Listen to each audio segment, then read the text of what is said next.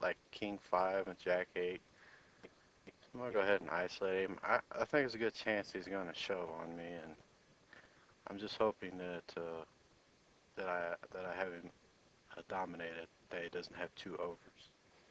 He could have a hand. He could very easily have a hand like Ace 5.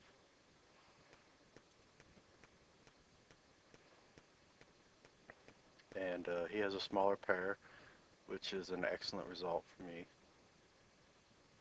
And our hand holds up. So now we are up to 2200, and we are currently in fourth place out of the 11 remaining players left in the tournament. And the average stack is 1900, and we have almost 22, so we're sitting pretty comfortably. Um, we're not going to be getting too out of line. This is borderline. I'll go ahead and fold it because I'm not sure about this player in the big blind. He's playing a lot of hands, and you know it's a small sample, so it's hard to tell exactly, you know, if he's going to be calling us down light, or you know, if it's just he hasn't played enough hands for his statistics to, you know, to be true. We're just going to fold. Looks like this player here is not in attendance. Go ahead and raise. And we get called. And I do flop a pair, and we're going to c-bet.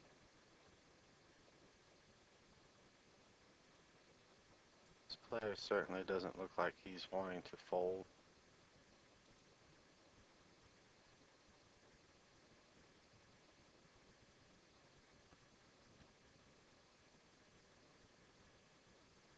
Obviously, if he comes over the top, we're going to have to let our hand go. Um, I think I show a lot of strength there by betting uh, into that board, especially after the second 9 hits. And it looks like we have 2 players sitting out here, so we're basically playing 3-handed. So we're going to have to open up our range quite a bit. I would probably normally raise here, but I just raised 2 hands in a row. And both of these players at the table seem like they're uh, the aggressive types. I would say they're probably more likely to be aggressive players than they are passive players, based on what their statistics look like, you know, just after 36 hands.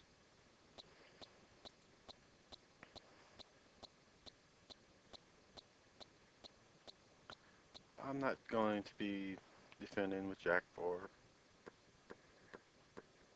I will probably let him raise a couple of times, and if I keep getting, you know, garbage hands, I probably will look to 3-betting.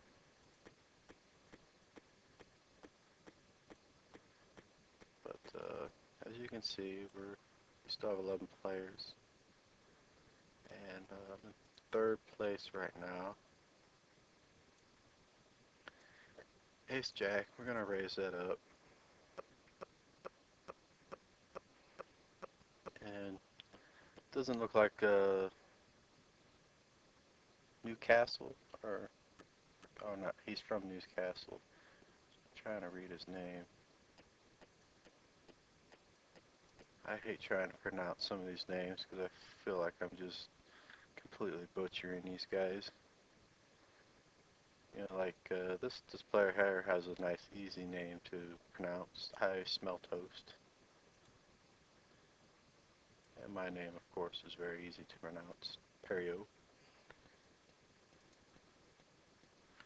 I'm really hoping that Karmakrazy does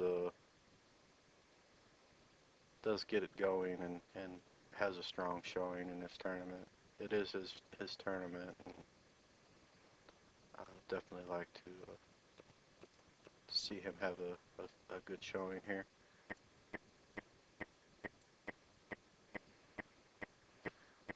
Just looking around,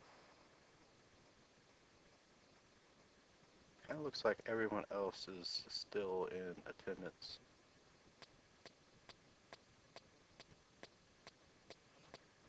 Yeah, the Jack 8, you know, I will raise pretty light from this position a lot just because I don't like giving players walks. But I obviously can't defend with this, even though I don't think that he's necessarily all that strong. But he keeps 3-betting me. We will just have to get it in. I'm not gonna keep folding. I will fight back. I'm not afraid to die. So go ahead and raise again. And he calls. Now I flop top pair, and I'm pretty sure that I definitely had the best hand here. I think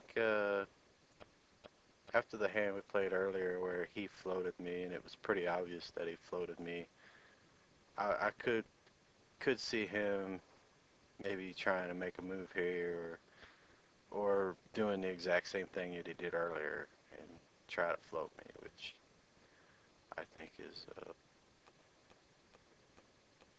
I don't think it's a very good play to be floating out of position. I think there's definitely a place in the game for floats. I think some players do it way too much, and they get exploited big time. Uh, if you're floating me a lot, I'm gonna know it, and I'm gonna exploit you.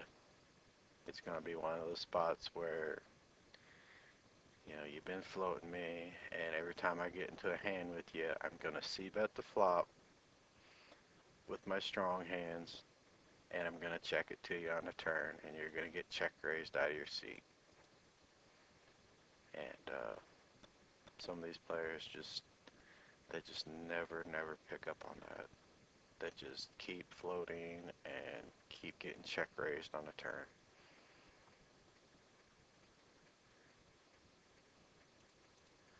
I think this is a good spot to 3-bet. I haven't done it yet, so I'm likely to get to have my 3-bet respected here.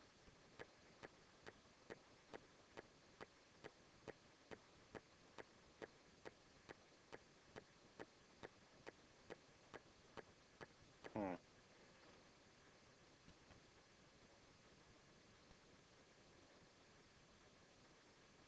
See, I'm really starting to think that this player is just kind of fooling around, because he's playing 35, 28, 15. I really starting to believe this guy's he's just messing around. And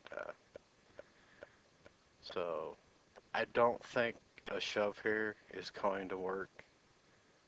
I think flatting is probably not the best play either, because I'm going to miss most of the flops. And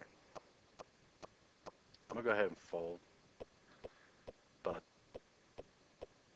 I could definitely see me and this player going to have a confrontation here very shortly, because I believe he's just messing around.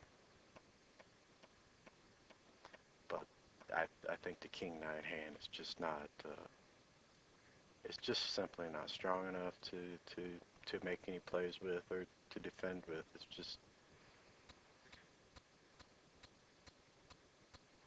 and it really does suck that both of the players that are sitting out are on his left, and he's making it very difficult for either of us to get some of those blinds.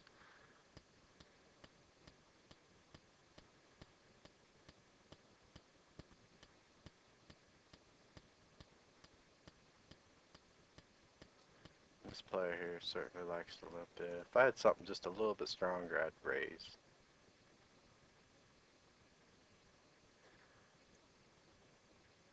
We tried to raise him last time. He didn't act like he wanted to fold. Go ahead and bet here. Picked up a gut shot. He doesn't act like he wants any